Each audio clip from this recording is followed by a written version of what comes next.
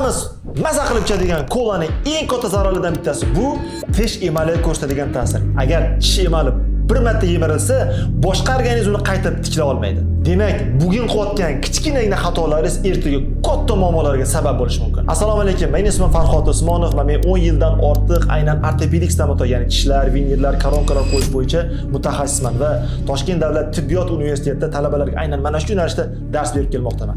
Tibbiyot fanlari doktori, dotsentman. Keling sizlarga emalga ta'rif beradigan bo'lsak, misol tariqasidagi tushuntiradigan bo'lsam, emal bu xuddaki mashinaning ustidagi bo'yog'i qatlamiga o'xshaydi. Ya'ni bu bo'yoq uni turli xil yomg'ir, do'l, qor yoki shunga o'xshagan zararli ta'sirlardan mashinaning aynan ichki qismlarini himoya qiladi. Lekin agar u zararlanadigan bo'lsa, ko'chadigan bo'lsa, aynan o'sha joyidan keyinchalik zang, chirish yoki shunga o'xshab mashinaning ichki qismini zararlashi mumkin.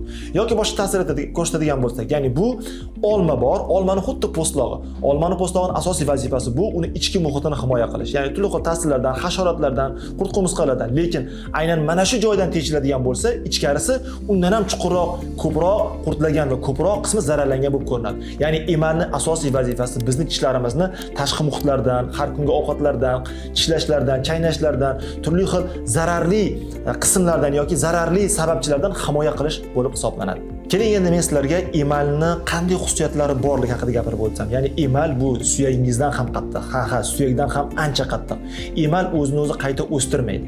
Va eng muhim jihatlardan bittasi bu emal turli xil zararli ichimliklar, masalan, gazli ichimliklar emalning muhitini, ya'ni pH muhitini pasaytirish hisobiga uni ancha tashqi ta'sirlarga sezuvchan, ya'ni uni yemilishiga asosiy sabab bo'ladi. Emalni oqartirish to'g'ri, ba'zi bir holatlarda emalni eritmaydi, lekin agar u noto'g'ri qo'llaniladigan bo'lsa, emalingiz dars ketib, hattoki erib ham ketishi mumkin. Lekin odamlarning juda ko'pchiligi emalni aynan qaysi odatlar yoki qaysi sabablar bilan yemirishni yaxshi bilishmaydi.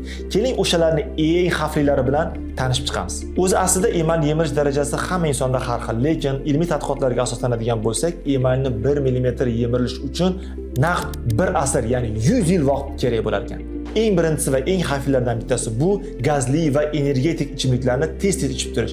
Ya'ni ular tarkibidagi kislotali muhit tish emalidagi eng kerak bo'ladigan foydali minerallarni yuvib tashlaydi. Ikkinchisi bu eng ko'p tarqalgan xatolardan bittasi bu kislotali ichimliklar ichgandan keyin tishlarni darhol tish shotkasi va tish pastasi bilan yuvish hisoblanadi. Nima uchun? Chunki bunday vaqtda kislotali muhit ta'sirida emal vaqtincha yumshaydi va aynan shu paytda agar siz tish shotkasi, tish pastasini ishlatadigan bo'lsangiz, emal yemilishiga yana ham tezroq yordam bergan bo'lasiz.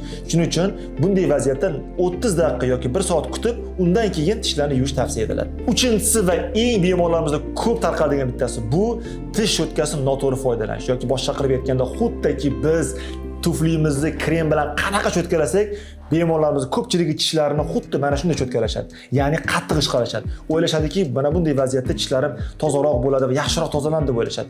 Aksincha, bu narsa nafaqat emalni kuchli yemiradi, ya'ni sezuvchalikni oshiradi, balkim eng muhim jihat, ya'ni milklaringizni ham yemirilishiga, keyinchalik qochishiga va tishlaringiz katta bo'lish va sezuvchalikni kuchaytirib olishga katta sabab bo'ladi.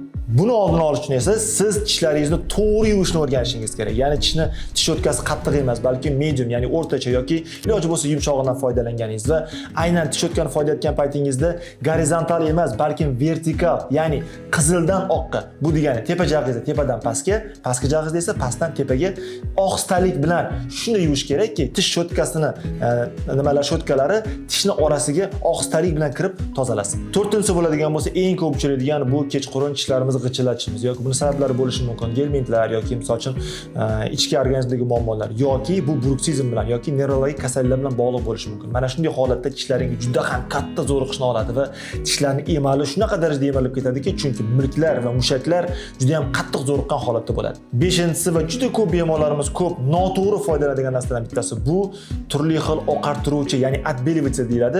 Shunday narsalar bilan tishlarni o'zlari oqartirish, ya'ni xonada, uy sharoitida oqartirish. Ya'ni bu noto'g'ri ishlash. Turli xil internetda ko'rilgan yoki tavsiyalar, life hacklarga ishonib, ana shunday narsalarni tishlarga surtish tish emalini juda ham tez yomon bo'lib ketishiga, ya'ni parchalanib ketishiga sabab bo'ladi.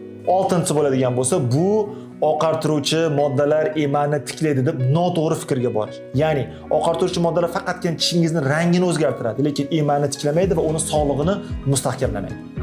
Nimaga bu narsa bitta kirmaydi? Sababi juda ham ko'p insonlar o'ylashadiki, oqartiruvchi moddalar reklamalarda ko'pincha chiqib qoladi. Oqartiradigan vositalar sizni emalingizni tiklaydi va mustahkamlaydi. Yo'q, unaqa emas. Oqartiruvchi modda nomi bilan oqardi, ya'ni faqat rangiga, emalni rangiga ta'sir qiladi. U ham to'g'ri ishlatilsa, lekin emalni tiklamaydi va uni umuman mustahkamlamaydi. Eng xavflisi bo'ladigan bo'lsa, odamlar bu xatolarni har kuni takrorlashadi va hattoki emallarni yemirilayotganini sezmay qolishlari ham mumkin bo'ladi. Lekin eng yomon va xavfli tomoni shundan iboratki, agar emalingiz bir marta zararlansa, organizm uni boshqa qayta tiklay olmaydi.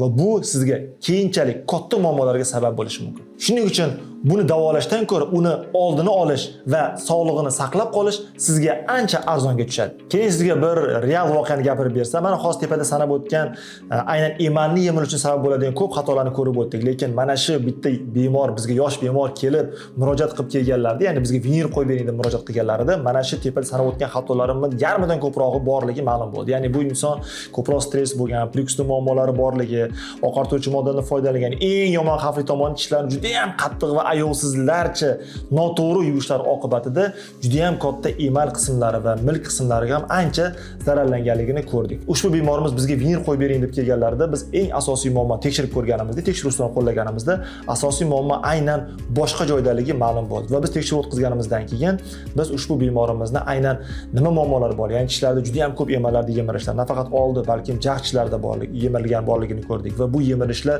tishlarda keyinchalik sezuvchanlikni oshirib yuborganligini ko'rdik va bu tishlarning umumiy yuzlanish holati, ya'ni tishlarning balandligi pasayib ketganligi va mana bu yerda burmalarni aynan keng rivojlangani va bu esa borib ularning ko'rinishlarida qarilik belgilari, o'zlari yosh bo'lsa ham qarilik belgilari namoyon bo'lib qolganini ko'rdik. Bularning barchasiga aynan mana shu yuqori sanab o'tgan zararli odatlar va emalni shikastlanishi uchun kerak bo'ladigan, ya'ni olib keladigan xatolar sabab bo'lgan. Va biz bu insonimizga to'g'ri tekshiruv o'tkazganimiz holatimizda, ya'ni bo'g'imlarni joyiga qo'yib, prekuslarni to'g'irlagan holatda va eng muhimi tepada sanab o'tgan zararli odatlarni batamom yo'qotganimizda, e'tibor bering, sababini yo'qotganimizdan keyin ushbu bemorimizga biz hozir tishlarini, ya'ni vinirlar bilan va o'sha splin terapiya va turli xil o'sha ortopedik stomatologiya kerak bo'ladigan qadamlar bilan hozir emallarni tiklash jarayonidan o'tyapmiz. Va mana bu holatda hozir ko'rib turganingizdek, bemorimiz tishlari mana bu holatdan hozirgi etapda, ya'ni bosqichda mana bu holatda ketyaptilar. Va bu hozirgi kunda nafaqat tishlarni, faqatgina oq tishlarni yoki oq vinirlarni qo'yish, balkim eng asosiy maqsad bu sog'lom emal, to'g'ri yuz jag sohasidagi chaynov tizimi va eng muhimi bu uzoq xizmat qiladigan va ilmiy yondashgan va ilmiy asoslangan stomatologik yondashuv hisoblanadi. E'tibor berganingizdek, mana shu bemor o'zlari yosh bo'lishlariga qaramasdan juda ham mash og'izlar bo'shlig'idagi emaldagi shikastlanishlar, ko'plab shikastlanishlar natijasida juda ham sog'liqlarni ketga surib kelaverdi. Lekin oxir oqibat bari murojaat qildilar. Murojaat qilganlarida arzimagan ish emas, balki butun jag'larda emallar umuman yemirilib ketganligini ko'rdilar va bu holat bularga juda ham katta muammolarga sabab bo'layotgan va mana shu muammoni yechish yo'llarini biz ularga taklif qildik. Ko'pchilik vinir muammolarini hal qiladi, faqat emalni o'zini qoplab qo'ysam bo'ldi bo'ladi. Aksincha, bunday holatlarda eng asosiy e'tibor beradigan jihat aynan tishlarni yemirish, ya'ni sizning emalingizni mustahkam to'qima, organizmdagi eng mustahkam to'qima qanday bunday yemirilib ketganligini bilish, ya'ni sabab muhim, ya'ni sababini yo'qotish undan ham muhimroq hisoblanadi.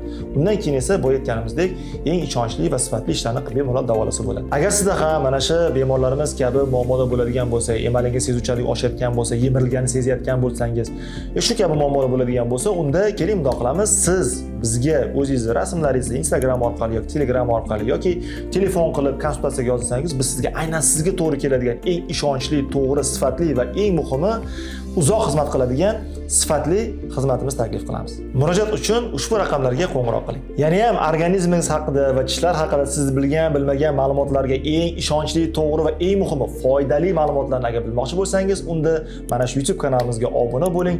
Bundan ham qiziqlari oldinda. Keyingi videoda ko'rishguncha